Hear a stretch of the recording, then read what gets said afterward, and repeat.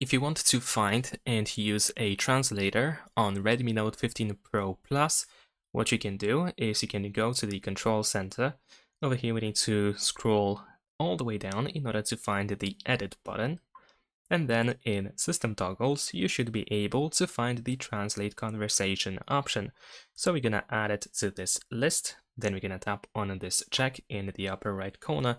And now we can use this button to open the translator. Now in this case, we need to grant AI subtitles the option to record audio, and we're gonna tap on agree.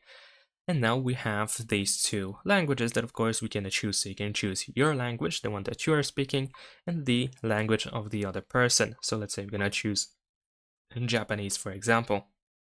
We also have these microphones, so whenever one of you try to speak, you can just use this microphone in order to say your sentences out loud so that your speech can be translated into the target language.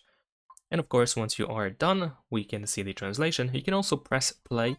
It is actually played automatically, so you don't even have to use it at all. It will just be used for you.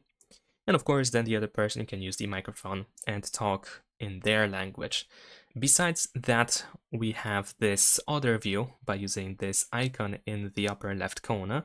This allows you to switch from a vertical view to face-to-face. We can also switch sides if needed.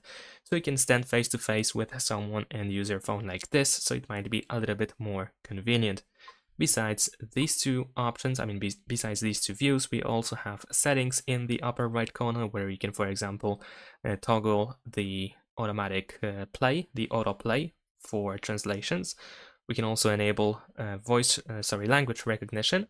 We can choose the voice, whether it should be a female or male voice, and we can adjust the speech text. And that is pretty much it. Subscribe to my channel.